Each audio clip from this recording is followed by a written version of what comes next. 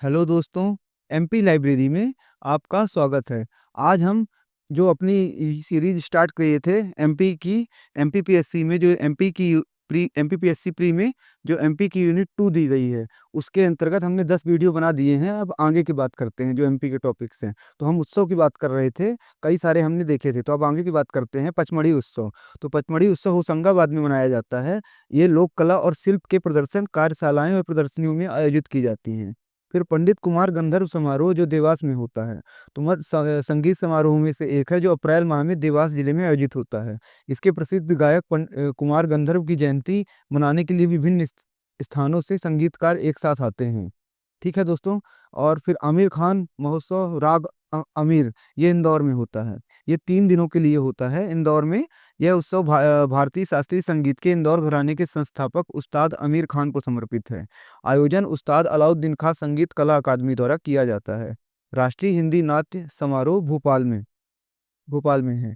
अकादमी यह एक थिएटर कार्यक्रम है जो हिंदी भाषा में नाटक को बढ़ावा देने के लिए एक मंच प्रदान करती है। राष्ट्रीय हिंदी नाट्य समारोह जो है वो भोपाल में है। ठीक है ना। अब आगे की उस्ताद अलाउद्दीन खां संगीत समारोह मैहर में होता है। यह मध्य प्रदेश में सबसे प्रतिष्ठित संगीत समारोह में से एक है। यह महोत्सव मैहर में आयोजित किया जाता है। यह समारोह संगीत उस्ताद अलाउद्दीन खान को श्रद्धांजलि है। उस्ताद अलाउद्दीन खान संगीत अकादमी द्वारा आयोजित किया गया था। मार्च के 3 दिनों तक चलने वाला मार्च में यह उत्सव है। फिर ओरछा महोत्सव कहाँ ओरछा में होता है। इसकी शुरुआत 1994 में हुई थी। मध्य प्रदेश के वर्तमान जो ओरछा महोत्सव निवाड़ी जिले के मध्य प्रदेश पर्यटन बोर्ड द्वारा किया जाता है। ओरछा महोत्सव का आयोजन निवाड़ी जिले के मध्य प्रदेश पर्यटन बोर्ड द्वारा किया जाता है। मार्च माह में शीश महल परिसर ओरछा में किया जा सकता है। शीश महल परिसर आपसे पूछा जा सकता है कहाँ है। फिर नमस्ते ओरछा महोत्सव का पहला संस्करण 2020 में आयोजित किया गया था। पहला संस्करण यह कला, संगीत, नृत्य, निर्देशित इतिहास, पर्यटन और फोटोग्राफी जैसी गतिविधियों की एक श्रृंखला के माध्यम से मध्य प्रदेश के सांस्कृतिक परिदृश्य को प्रदर्शित करेगा। फिर जनजातीय फिल्म महोत्सव की बात करते हैं तो इंदौर में शुरुआत 2008 से। फिर जो अन्य त्योहार है, घड़िया मालवा में होता है। घड़िया या घड़िया पर्व कन्याओं का त्योहार है। कन्याएं समूह बनाकर घड़िया, मिट्टी का घड़ा नुमा पात्र जिसके छिद्रों में से अंदर रखे दीपक से बाहर प्रकाश निकलता है, लेकर घर घर जाती हैं तथा घड़िया गीत गाती हैं। बुंदेलखंड में टेसू यानी लड़के, झेंझी यानी कन्या या सुवारा इससे मिलता जुलता पर्व है ये। गोंड जनजाति में कन्याएं छाला पर्व के नाम से मनाती हैं। फिर सुवारा की बात करते हैं जो बुंदेलखंड में होता है। बुंदेलखंड के इस पर्व में कन्याएं दीवार पर मिट्टी का चौक बनाती हैं जिसमें तीनों और सीढ़ियों की आकृतियां होती हैं। चौक पर दैत्य आकृति का अंकन होता है तथा दोनों ओर सूर्य और चंद्रमा को दो भाइयों के रूप में प्रदर्शित करते हैं। दैत्य के ऊपरी तरफ शिव पार्वती की आकृतियां उकेरी जाती हैं। इन्हें फूल पत्तियों से सजाया जाता है। कन्याएं गौरी पार्वती को समर्पित गीत गाती हैं। फिर कजरी नवमी की बात करते हैं तो सावन की कजरी नवमी को यह पर्व शिशु की माताएं मनाती हैं। यह पर्व कजरी नवमी के प्रारंभ होकर पूर्णिमा तक चलता है। सावन की शुक्ल शताब्दी में सावन की शुक्ल नवमी के दिन महिलाएं पत्ती से बने पात्र में लेकर गीत गीत गाती हुई मुए तालाब की शोभा यात्रा निकालती हैं। फिर सुआ या सुग्गा नृत्य की बात करते हैं तो दिवाली के ठीक माह पहले मैकल पहाड़ी, ये जहां मैं ट्रिक कर रहा हूँ वही मेन है, महिलाएं सुग्गा त्योहार मनाती हैं। इस दौरान लकड़ी का तोता बनाकर उसे मिट्टी के पात्र में रखती हैं जो चावल की भूसी से ढका जाता है। मध्य प्रदेश की भील जनजाति में इस दौरान भगोना एवं गवार नृत्य करने का प्रचलन भी है। अब आगे नवन्ना पर्व की बात करते हैं तो फसल की रुपाई पूर्ण होने पर ही नवन्ना का दिन तय हो जाता है, जब फसल की रुपाई हो जाती है। बुंदेलखंड में यह दिवाली के 11वें दिन मनाया जाता है। इस दिन गायों को नए अनाज की रोटियां खिलाई जाती हैं। गोंड जाति सर्वप्रथम साज वृक्ष, भवानी माता, हालेरा देव को पशु देवता बोलते हैं। नारायण देव, रात माई, ये तात नहीं रात है, घर के बाहर ओटले में निवास करती हैं और धान को अर्पित करते हैं ये। तो गोंड जनजाति में साज वृक्ष, भवानी माता, हालेरा देव जिसको पशु देव भी बोलते हैं, नारायण देव और रात माई को धान अर्पित करते हैं। कहाँ? घर के बाहर ओटले में रात माई का निवास होता है। हरेली या हरिया गोधा मुख्य रूप से किसानों का पर्व है। इस दिन कृषि एवं लौह उपकरणों की पूजा की जाती है। मालवा में इसे हरिया गोधा कहते हैं। मालवा में स्त्रियां इस दिन व्रत भी रखती हैं। फिर मंडला में यह श्रावण माह की पूर्णिमा को और मालवा क्षेत्र में आषाढ़ माह के दौरान मनाया जाता है। इसे हटिया गोड़ा के रूप में मनाया जाता है। फिर भावोली पर्व इसे जवारा या भुजरिया पर्व भी कहते हैं। यह पर्व मालवा में जवारा तथा बुंदेलखंड में भुजरिया के नाम से जाना जाता है। भोजली पर्व एक सप्ताह पूर्व अर्थात नाग पंचमी से प्रारंभ। इस पर्व में मिट्टी के पात्रों में गेहूं, चना या चावल के बीज डालकर इन्हें प्रतिदिन पानी दिया जाता है। माना जाता है कि जैसे जैसे ये बीज पौधों के रूप में बढ़ेंगे वैसे ही फसल अच्छी होगी। बुंदेलखंड में भुजरिया पौधों को आपस में बांटा जाता है, जबकि मालवा में जावरा पौधों को विसर्जित कर देते हैं। ठीक है ना, पौधों को आपस में बांटा जाता है, जबकि मालवा जावरा पौधों को विसर्जित कर सकते हैं। तो भुजरिया बुंदेलखंड में बोलते हैं, जावरा मालवा में। फिर कजलिया पर्व की बात करते हैं तो पूर्णिमा की रानी महल देवी के सम्मान में यह पर्व मनाया जाता है। कजलिया के 9 दिन पूर्व बास्केट में गेहूं या जौ को बोकर उन्हें उगाया जाता है। पूर्णिमा कजलिया पर्व के दिन महिलाएं एक स्थान पर एकत्रित होकर अपने भाइयों, रिश्तेदारों तथा पति को राखी बांधती हैं। ठीक है ना, तो कजलिया पर्व हो गया। फिर आखा तीज की बात करते हैं तो अक्षय तृतीया के समय होता है। कुंवारी लड़कियां व्रत रखती हैं, विवाह के लिए सर्वोत्तम दिन माना जाता है ये। ठीक है ना, अब जनजातियों के त्योहार और पर्व की बात करते हैं। रतौना, यह संबंध नागा बैगा से होता है। इस अवसर पर मधुमक्खियों की पूजा की जाती है, तो आपको इतना याद रखना है। मेघनाथ, फागुन में गोंड जाति द्वारा मनाया जाता है। मेघनाथ को गोंड सर्वोच्च देवता मानकर इसकी पूजा करते हैं इनकी। फिर है लारू कार्य। लारू काज, इस उत्सव में सुअर की बलि दी जाती है। यह उत्सव गोंड आदिवासी नारायण देव के सम्मान में सुअर के विवाह का प्रतीक माना जाता है। फिर नवन्ना पर्व की बात करते हैं तो गोंड जाति इसमें साज वृक्ष तथा भवानी माता, हालेरा देव जो मैंने पहले बताया पशु देवता होते हैं, नारायण देव और रात माई को धान का अर्पण किया जाता है। ठीक है ना, छाला पर्व बुंदेलखंड के सुवारा से मिलता है। जुलता पर्व है, गोंड जाति में कन्याएं छाला पर्व के नाम से मनाती हैं। ठीक है, रास नावा, इस पर्व का संबंध नागा बैगा से है। यह इस अवसर पर शहद खाया जाता है। फिर घेला उत्सव, यह गोंड जनजाति का त्योहार है। यह अक्षय तृतीय अर्थात आखा तीजा से मिलता जुलता है। ज्येष्ठ माह में मिट्टी के पात्रों के साथ यह मनाया जाता है। इसमें बुआई के समय बिदरी समारोह होता है, जिसमें ठाकुर देव को बकरे की बलि दी जाती है और भंडारा होता है। तो घेला उत्सव गोंड जनजाति द्वारा। ठीक है, फिर छेरता या खिचड़ी उत्सव, पोष मास के अंतिम दिन छेरता पर्व मनाया जाता है। आदिवासी एवं अन्य कृषक इस दिन अपना काम बंद कर माघ महीने के पहले दिन अपना हिसाब किताब चुकता करते हैं। वस्तुतः पूर्वी मध्य प्रदेश में यह दिन नए साल जैसा होता है और इस दिन खिचड़ी नामक भोजन नाम बनाकर इसे संपन्न करते हैं। ठीक है, फिर भगोरिया हाट महोत्सव, स्थानीय बोली में इसे प्यार का त्योहार कहा जाता है। यह मध्य प्रदेश के भील आदिवासी लोगों द्वारा मनाया जाता है। यह मध्य प्रदेश के झाबुआ खरगोन जिले में मार्च के महीने में होली से उत्सव दिनों के लिए आयोजित किया जाता है। भगोरिया में 3 मुख्य दिन होते हैं, उगालिया हाट, भगोरिया हाट, उजाड़िया।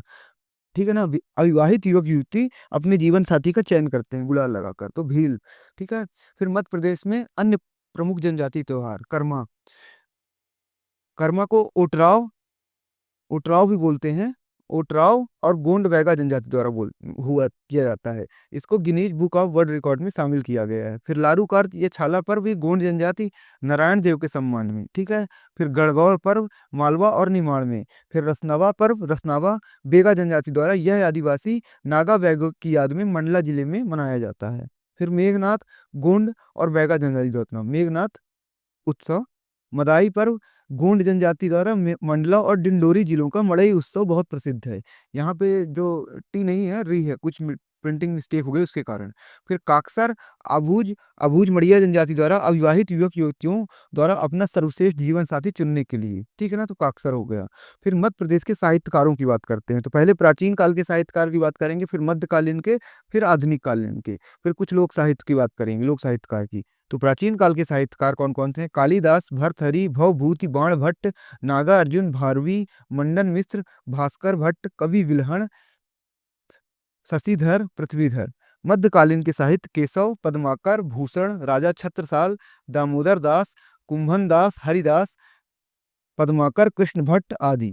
और आधुनिक कालीन के पंडित माखनलाल चतुर्वेदी, सुभद्रा कुमारी चौहान, बालकृष्ण शर्मा नवीन, पंडित द्वारिका प्रसाद, भवानी प्रसाद मिश्र, हरिशंकर परसाई, शरद जोशी, मुल्ला रामूजी, डॉक्टर शिव मंगल सिंह सुमन, नंदू दुलारे वाजपेयी, बाल कवि बैरागी, दुष्यंत कुमार, श्रीकांत वर्मा, गजानन माधव मुक्तिबोध, श्री कृष्ण सरल, इतने थे। अब लोक साहित्यकार की बात करते हैं तो संत सिंगाजी, ईसरी, जगनिक और घाघ थे। अब स्टार्ट करते हैं प्राचीन साहित्यकार से। आपसे ऐसे ही पूछ सकता है, नाम दे देगा, पूछ लेगा ये किस काल से संबंधित है, आपको याद रखना चाहिए। अब महाकवि कालिदास प्राचीन काल के हैं, पहले इनकी बात। तो उज्जैन नरेश गुप्त, शासक चंद्रगुप्त विक्रमादित्य के दरबार में के नवरत्नों में से एक थे। ये नीचे चला गया, नवरत्नों में से एक थे। इनकी रचनाओं में जो नाटक है तो पहले मालविकाग्निमित्रम ये इनका पहला नाटक था, विक्रमोर्वशीयम दूसरा नाटक था, और अभिज्ञान शाकुंतलम इनका अंतिम नाटक था। तो ये मेन 3 नाटक थे। फिर काव्य ग्रंथ की बात करते हैं तो प्रथम महाकाव्य है इनका कुमार संभवम, रघुवंशम इनका दूसरा महाकाव्य और नीति काव्य भी कहा जाता है। मेघदूतम खंड काव्य की इसको संज्ञा दी गई है। ऋतुसंहार कालिदास की प्रथम रचना है जो खंड के रूप में है। कालिदास को भारत का शेक्सपियर कहा जाता है, जबकि ये गलत है। कालिदास कब हुए थे, शेक्सपियर कब हुआ था? ये कहना चाहिए शेक्सपियर यूरोप का कालिदास, शेक्सपियर को कहना चाहिए, भारत का शेक्सपियर इसको बोलते हैं। भाई पहले जो आया उसका होना चाहिए ना।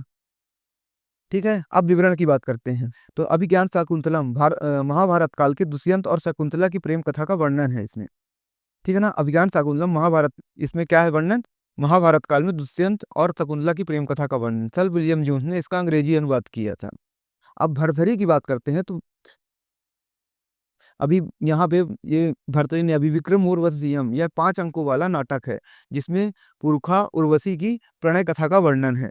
फिर मालविका मित्रम में यह 5 अंकों वाला नाटक है, जिसमें शुंग शासक अग्निमित्र मुख्य नायक है और मालविका उसकी वो है नायिका है।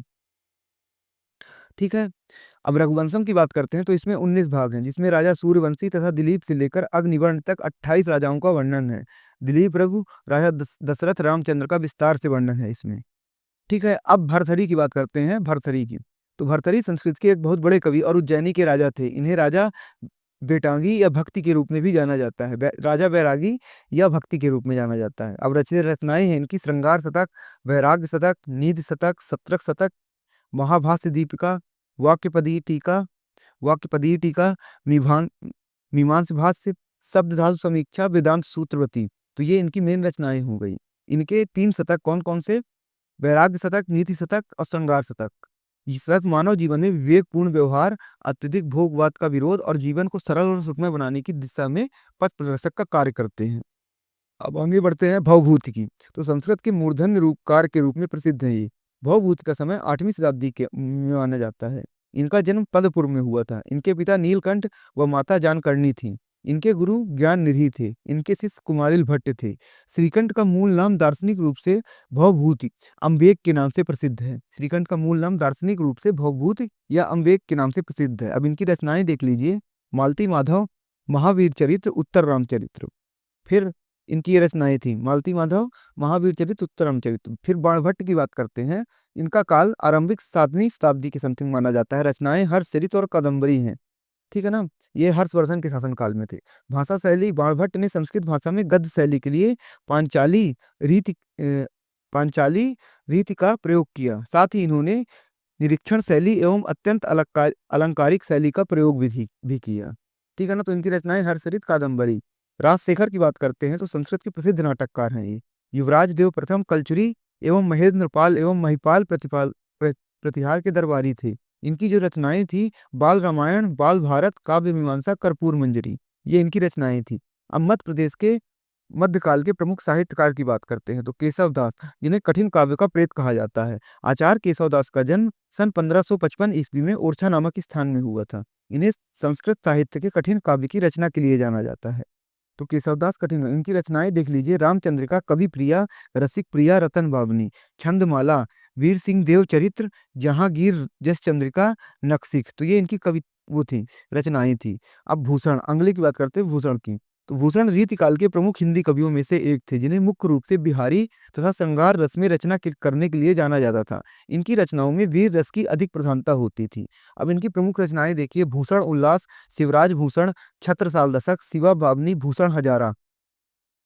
ठीक है ना, ये इनकी रचनाएं हैं। अब बिहारी लाल चौबे की बात करते हैं तो बिहारी लाल का जन्म वर्ष 1603 में मध्य प्रदेश के ग्वालियर नामक क्षेत्र में हुआ। इन्हें प्रसिद्ध रस सिद्ध कवि के नाम से भी जाना जाता है। प्रमुख रचना है इनकी बिहारी लाल चौधरी की प्रमुख रचना सतसई को माना जाता है, जिसमें उन्होंने लगभग 719 दोहे संकलित किए हैं। ठीक है ना, तो बिहारी लाल चौबे हो गए। पद्माकर रीतिकाल के प्रमुख कवियों में से एक थे, जिनका जन्म वर्ष 1753 में हुआ था। इन्होंने अपनी रचनाओं के माध्यम से श्रृंगार रस के सहयोग एवं वियोग पक्ष का बेहद सरल रूप से चित्रण किया था। पद्माकर की रचनाओं से प्रभावित होकर जयपुर के राजा प्रताप सिंह ने उन्हें कविराज शिरोमणि की उपाधि दी थी। तो आप ये देख सकते हैं, पद्माकर की रचनाओं से प्रभावित होकर जयपुर के राज प्रताप सिंह ने उन्हें कविराज शिरोमणि की उपाधि दी थी। अब प्रमुख रचनाओं की बात करते हैं तो इनकी राज पद्माकर की तो पद्माभरण, हिम्मत बहादुर, विरुदावली, जगत विनोद, भगत पंचासिका, राम रसायन, प्रताप सिंह, सफरनामा, यमुना लहरी, ईश्वर पच्चीसी, प्रबोध प्रचासा, काली पच्चीसी, अश्वमेघ, अलीजा प्रकाश साय, अलीजा प्रकाश और गंगा लहरी, ये इनकी प्रमुख पुस्तकें थीं। तो आप ये याद रख सकते हैं। अब आगे की ओर बढ़ते हैं। संत सिंगा जी, इनको निमाड़ का कबीर बोला जाता है। संत सिंगा जी को मध्य प्रदेश के निमाड़ नामक क्षेत्र के प्रसिद्ध संत के रूप में जाना जाता है। इनका नाम 16वीं शताब्दी के मध्य प्रदेश के बड़वानी नामक जिले में हुआ था। संत सिंगा जी को संत कबीर के समकालीन माना जाता है। इनकी प्रमुख रचनाएं शरद, बारहमासी, 15 तिथि, साखी भजन बारहमासी, दोष बोध, देश की वाणी, नरद, उपदेश, सतवार आदि थी। ठीक है ना, तो आप ये रचनाएं इनकी याद रख सकते हैं। फिर जगनिक नायक, इनकी बात करते हैं तो इनकी प्रमुख रचना जगनिक नायक ने आल्हा नामक ग्रंथ की रचना की थी, जिसके कारण इन्हें काफी प्रसिद्धि हासिल हुई। यह एक वीर रस प्रधान काव्य थे जिनमें आला एवं उधल की लगभग 52 लड़ाइयों का रोमांचकारी रूप से वर्णन किया गया है। अब घाघ की बात करते हैं। घाघ दुबे, घाघ का जन्म वर्ष 1753 में कन्नौज नामक क्षेत्र में हुआ था। यह पूरे भारतवर्ष के प्रमुख लोक कवि के रूप में जाने जाते हैं। घाघ दुबे ने अपनी रचनाओं में माध्यम से कृषकों के लिए मार्गदर्शन करने का कार्य किया है, जिनके कारण इन्हें कृषि वैज्ञानिक के नाम से भी संबोधित किया जाता है। घाघ दुबे एक महान महान कृषि पंडित थे, जिन्हें मुगल बादशाह अकबर ने चौधरी की उपाधि दी थी। इसके अलावा आचार्य रामचंद्र शुक्ल ने घाघ दुबे को एक कवि न मानकर एक सूक्तिकार माना है। किसने? आचार्य रामचंद्र शुक्ल ने। इनकी प्रमुख कहावतें और दोहे देखिए। दिन में गर्मी रात में ओस, कट्टे बाग 1200 कोस, ये इनकी कहावतें थी। खाद पड़े तो खेत, नहीं तो कूड़ा रेत। गोबरी राखी पाती सड़े, फिर खेती में दाना पड़े। गोबर राखी पाती पड़े, फिर खेती में दाना पड़े। अब ईसरी की बात करते हैं तो इनका जन्म 1831 में उत्तर प्रदेश के झांसी जिले के मऊरानीपुर के गांव क्षेत्र में हुआ था। इन्हें बुंदेलखंड का जयदेव भी कहा जाता है। इनकी अधिकांश रचनाओं में प्राचीन ग्रामीण संस्कृति एवं सौंदर्य का विस्तृत चित्रण देखने को मिलता है। इनकी प्रमुख रचनाएं ईसरी फाग, ईसरी प्रकाश, ईसरी सतसई, पर गए इन सालन में ओटे, ऐसी पिचकारी की घालन, बीते जात बीते जात मायका महया, ये इनकी प्रमुख रचनाएं थी। तो आप ईसरी का ये याद रख सकते हैं। अब मध्य प्रदेश के आधुनिक कालीन साहित्यकारों की बात करते हैं तो माखनलाल चतुर्वेदी, 4 अप्रैल 1889 में इनका जन्म हुआ था। मृत्यु 1968 में खंडवा में जन्म हुआ था। जन्म स्थान नहीं, खंडवा में इनकी मृत्यु हुई। जन्म स्थान होशंगाबाद जिले के बाबाई नामक गांव में हुआ था। इन्हें 1955 में साहित्य अकादमी अवार्ड, 1963 में आपको सागर विश्वविद्यालय में डायरेक्टर की उपाधि से सम्मानित किया गया। प्रताप प्रभा पत्रिका के संपादक मंडल के सदस्य एवं करमभूमि पत्रिका के संपादक रहे। प्रताप और प्रभा पत्रिका और करमभूमि पत्रिका इनसे जुड़े रहे। इन्होंने राष्ट्रीय आंदोलन में सक्रिय भूमिका निभाई। पुष्प व अभिलाषा नामक पुस्तक इन्होंने बिलासपुर जेल में लिखी। कौन सी? पुष्प व अभिलाषा, पुष्प की अभिलाषा। अब रचनाएं इनकी देखिए। काव्य क्या क्या? हिम किरीटनी 1942 में इन्हें अवार्ड मिला था इसके लिए। फिर हिम तरंग 1942 में लिखा गया था इन्होंने हिम किरीटनी। हिम तरंगनी 1949 में। माता 1952 में। समर्पण, युग, युग चरण, वेणु लोक गुंजे धारा, ये इनकी प्रमुख काव्य थे। कहानी की बात करते हैं तो कला का अनुवाद, कहानी का हास और कहावत, इनका हास्य प्रधान कहानी है। नाटक की बात करते हैं तो कृष्णा अर्जुन युद्ध 1918 में इन्होंने लिखा था। निबंध की बात करते हैं तो साहित्य देवता 1918 में। अमीर इरादे गरीब इरादे 1960 में। पाँव पाँव, हाँ पाँव पाँव, ये इनके निबंध थे। अब संस्करण तथा निबंध की बात करते हैं तो समय के पाँव 1962, इनमें इन्होंने निबंध लिखा था। भाषण संग्रह की बात करते हैं तो चिंतक की लाचारी 1965 में लिखा था और आत्मदीक्षा। ठीक है। और अन्य कृतियों की बात करते हैं तो शिशुपाल वध, कला अनुग्रह, पुष्प की अभिलाषा। तो आप इन्हें एक बार पढ़ सकते हैं, 2-3 बार पढ़ लेंगे या तो सुन लेंगे तो आपको याद रह आएगा। अब आगे की ओर बढ़ते हैं। सुभद्रा कुमारी चौहान 1904 में जन्म हुआ था। 1948 बसंत पंचमी के दिन सड़क दुर्घटना में मृत्यु। खंडवा के ठाकुर लक्ष्मण सिंह चौहान के साथ इनका विवाह हुआ था। कहानियां इनकी हैं बिखरते मोती, उन्मादनी, सीधे साधे चित्र। काव्य संग्रह है इनके जलियांवाला बाग में बसंत, झांसी की रानी, मुकुल त्रिधारा। कवित्री की भाषा सरल, सुबोध, स्पष्ट और भावनाकुल है। इन्होंने भी स्वतंत्रता आंदोलन में साथ दिया था, मतलब भाग लिया था। गजानन माधव मुक्ति बोध की बात करते हैं तो 1917 में इनका जन्म होता है। जन्म स्थान मुरैना जनपद के शिवपुर कला में। रचनाएं हैं इनकी काव्य संग्रह। चांद का मुंह टेढ़ा, भूरी भूरी खाक धूल। कहानी है काठ का सपना, सतह में उठता आदमी। ठीक है ना। साहित्य लोचना है इनकी, कामायनी एक पुनर्विचार, नई कविता का आत्मिक संघर्ष, नए साहित्य का सौंदर्य शास्त्र, साप्ताहिक डायरी।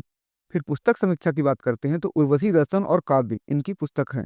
उपन्यास की बात करते हैं तो विपात्र, और अन्य रचनाएं तार सप्तक, अंधेरे में ब्रह्म राक्षस, भारतीय इतिहास और संस्कृत, ये इनकी अन्य रचनाएं हैं। तो आप ये याद रख सकते हैं। आगे की ओर बढ़ते हैं। बालकृष्ण शर्मा नवीन, 1857 में इनका जन्म हुआ था।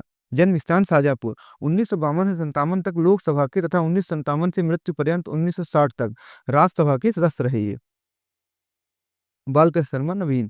इनकी रचनाएं हैं महाकाव्य उर्मिला, 1957 में इन्होंने लिखी थी। खंड काव्य प्राणार्पण 1962 में लिखी थी। कविता संग्रह इनकी सुनिए, कुमकुम, कौसी, रश्मि रेखा, अपलक।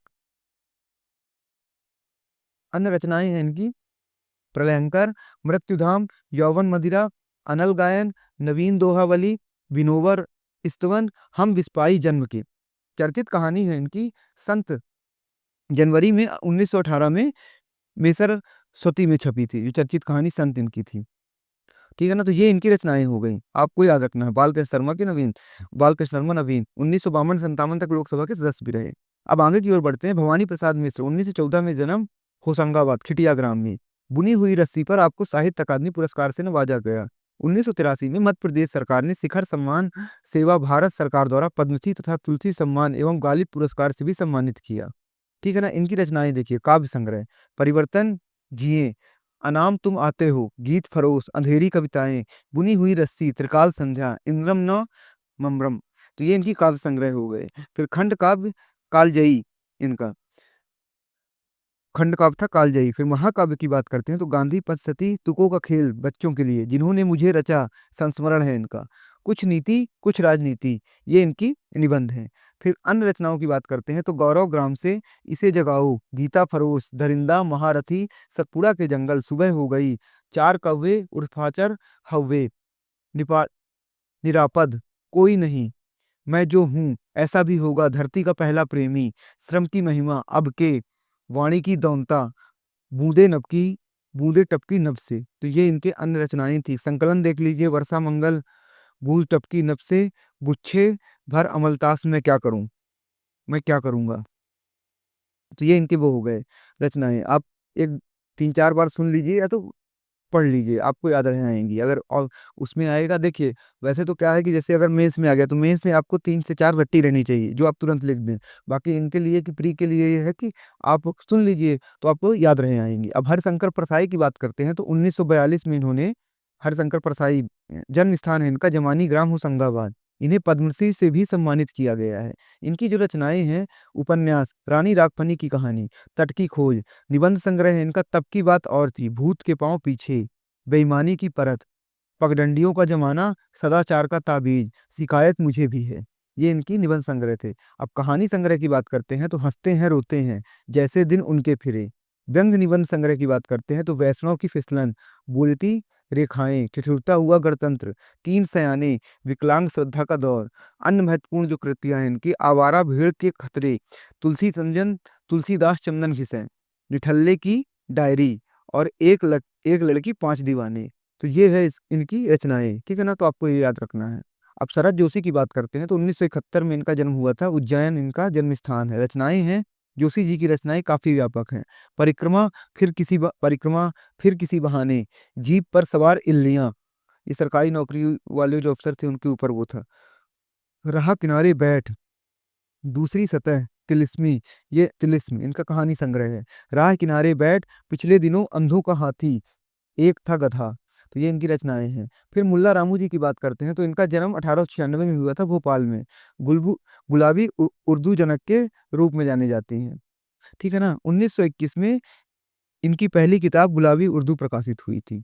इनकी रचनाएं हैं इंतखाबे गुलाबी उर्दू, मजमुआ गुलाबी उर्दू, मिखालात गुलाबी, खवातीन सवाने, मुल्ला रामू जी, अंगूरा शादी, औरत जात, लाठी और भैंस, मुसाफिर खाना, सुबह की लफायत, मजामीन मुल्ला रामू जी, खातूते मुल्ला रामू जी, दीवाने मुल्ला रामू जी, सिफा खाना, जिंदगी गुलाबी उर्दू, गुलाबी सायरत, जेब तारीख। तो आप ये याद रख सकते हैं क्योंकि मतलब जैसे नाम से ही थोड़ा सा उस तरह याद रख सकते हैं। अब शिव मंगल सिंह सुमन की बात करते हैं। 1915 में जन्म हुआ था उत्तर प्रदेश में। इनकी रचनाएं हिल्लोल जीवन के गान, प्रलय सजन, विश्वास बढ़ता ही गया पर आंखें नहीं भटी, विंध्यन हिमालयन, मिट्टी की बारात, युग का मूल। तो ये शिव मंगल सिंह सुमन की रचनाएं थी। अब अमृतलाल बेगड़ की बात करते हैं तो 1928 में जबलपुर में जन्म हुआ, 2018 में इनका निधन हुआ। प्रमुख रचनाएं अमृतस्य नर्मदा, तीरे तीरे नर्मदा, न- परिक्रमा परिक्रमा नर्मदा, मैथानी, सौंदर्य सौंदर्यिनी नदी नर्मदा। पूर्व में इन्हीं ललित कला अकादमी के अध्यक्ष भी रह चुके हैं। इनकी प्रमुख रचनाएं एक पतंग, अनंत, तत्पुरुष, ये इनकी रचनाएं हैं। अब बाल बैरागी जी की बात करते हैं तो इनका नाम, वास्तविक नाम नंदराम दास था। जन्म नीमच जिले में हुआ था इनका। प्रमुख रचनाएं हैं दीवर पर दीप, गन्ने मेरे भाई, अपनी गंध नहीं बेचूंगा। तो ये बाल बैरागी के हो गए। अब सीक्रेट सरल की बात करते हैं तो 1921 में इनका जन्म हुआ था। प्रमुख रचनाएं हैं प्रभा सुभाष चंद्र, स्वराज तिलक, देश व राज्य तिलक, देश में प्यार, शहीद। तो ये सब हो गया, ठीक है ना। अब आचार्य नंद दुलारे वाजपेयी की बात करते हैं। इनका जन्म उन्नाव में हुआ था। कर्मस्थली और मृत्यु स्थान उज्जैन है इनका। प्रमुख रचनाएं हैं जय शंकर प्रसाद, प्रेमचंद, महाकवि सूरतदास, महाकवि निराला, रस सिद्धांत। तो ये इनकी प्रमुख रचनाएं हो गई, ठीक है। अब मध्य प्रदेश की प्रमुख जनजातियां, उनकी कुछ बोली की बात कर लेते हैं। तो गोंड कला, गोंड कला मध्य प्रदेश जिले में प्रसिद्ध गोंड आर्ट को मिली देश विदेश में विशेष पहचान। गोंड जनजातियों द्वारा बनाई जाती है कलाकृतियां। गोंड आर्ट उकेर कर बनाए जाते हैं वस्त्र एवं वन उत्पादों पर। गोंड आर्ट को जीआई टैग भी मिला है और एक जिला एक उत्पाद योजना में भी शामिल है, ठीक है ना। फिर आगे गोंड मध्य प्रदेश की दूसरी बड़ी, अब गोंड जनजाति की बात कर लेते हैं। सबसे बड़ी जनजाति है गोंड की उत्पत्ति तेलुगु के गोंड शब्द से हुई है जिसका अर्थ पर्वत है। यह जनजाति पर्वतों पर निवास करती है। इनके बिदरी, बकपंथी, हरडीली, नवाखानी, जवारा मड़ाई, छेरता पर्व प्रमुख पर्व त्योहार हैं। हिंदू देवताओं के साथ में ठाकुर देव, माताबाई, दूल्हा देव, बाघेश्वर, सूरज देव, स्वयर माता की ये पूजा करते हैं, ठीक है। कर्मा कर्मा, सैला, भड़ोनी, सुआ, दीवानी, बिरहा, कहरवा आदि इनके प्रमुख नृत्य हैं। मध्य प्रदेश की सबसे अधिक जनसंख्या वाली जनजाति है ये, ठीक है। ये कौन? गोंड जनजाति। भील जनजाति का अर्थ है कमान। ये धनुष रखते हैं इसलिए इसे भील कहते हैं। पिथौरा भीलों की एक विश्व प्रसिद्ध चित्रकला शैली है। भगोरिया नृत्य झाबुआ और अलीराजपुर में निवास करने वाले भीलों द्वारा किया जाता है। तो ये भील का हो गया। अब कोल जनजाति की बात करते हैं तो भगवान राम की भक्त सबरी वार्ता कोल से ही संबंधित है। कोल जनजाति मध्य प्रदेश की तीसरी बड़ी अनुसूचित जनजाति है। मध्य प्रदेश कोल जनजाति 10 लाख से भी ज्यादा जनसंख्या मुख्य रूप से रीवा, सतना, शहडोल, सीधी, पन्ना, सिंगरौली जिलों में निवास करती है। यह खरवार समूह की एक प्राचीन जनजाति है जो अपना संबंध भगवान राम की भक्त सबरी माता से मानते हैं। महर्षि पाणिनि के अनुसार कोल शब्द कुल से निकला हुआ है। तो ये कोल जनजाति से संबंधित हो गई। फिर मध्य प्रदेश की जनजाति परंपराओं की बात कर लेते हैं कि इसमें, तो दोस्तों मध्य प्रदेश की जनजाति परंपरा यहाँ पे देख लेते हैं जल्दी से। बिदरी पर्व बैगा और भारिया जनजाति में यह पर्व अच्छी फसल के लिए बीज बोने के पूर्व उनकी पूजा की जाती है। चिथौड़ा पर विवाह की बात करते हैं तो कोरकू पटेल गांव में दो व्यक्तियों को विवाह की बातचीत हेतु लड़की के यहाँ भेजता है। इन दोनों के मध्यस्थ व्यक्तियों को चिथौड़ा कहा जाता है। हलमा की बात करते हैं तो भील समुदाय में जल संरक्षण से संबंधित प्राचीन परंपरा है। छेरता की बात करते हैं तो बैगा जनजाति के गांव में टूरा टूरी लड़के लड़की साधु के वेश में गान करते हैं। समारा प्रथा की बात करते हैं तो यह बैगा जनजाति का मृतक संस्कार है। मयारी की बात करते हैं तो कोरबा कोल जनजाति में पंचायत को मयारी कहते हैं। कुछ स्रोतों में मयारी का अर्थ विधवा पुनर्विवाह भी बताया गया है, किसमें? कोरबा और कोल जनजाति में। नवाखानी की बात करते हैं तो भारिया जनजाति क्षेत्र में यह फसलों की पूजा का त्योहार है। सिडोली की प्रथा की बात करते हैं तो कोरकू अपने पूर्वजों को पितृ में में शामिल के लिए मनाते हैं। गाथा व गाथला की बात करते हैं तो भील जनजाति में किसी व्यक्ति की अकाल मृत्यु होने पर स्मृति के तौर पर पत्थर लकड़ी के मृतम स्तंभ गाड़ते हैं। सूपा या तुमा की बात करते हैं तो बैगा जनजाति में जादू की एक प्रचलित पद्धति है जिसका उपयोग नाड़ी देखकर दुष्ट आत्मा का पता लगाने में किया जाता है बैगा जनजाति में। घोटुल प्रथा की बात करते हैं तो माड़िया या मुड़िया जनजाति में प्रचलित है। भीली डाबा, भील जनजाति में ढाबा बनाने और उसे देवताओं विशेषकर कोक देवता को चढ़ाने की प्रथा है। ढाबा छोटे मंदिरों या बौद्ध स्तूपों की आकृति जैसा लगता है। अब इसके आगे जो भाई टॉपिक्स बचे हुए हैं वो अगले वीडियो में डिस्कस करेंगे। आपको अगर ये प्रयास अच्छा लग रहा हो तो आप इसे शेयर कर सकते हैं जिसको जरूरत हो, या कंटेंट जो भी इसमें गलत हो तो आप हमें बता सकते हैं और आपको क्या चाहिए वो भी बता सकते हैं। और ऐसे ही कंटेंट मेंस के सिलेबस के लिए चाहिए तो आप हमसे जुड़ सकते हैं। धन्यवाद दोस्तों।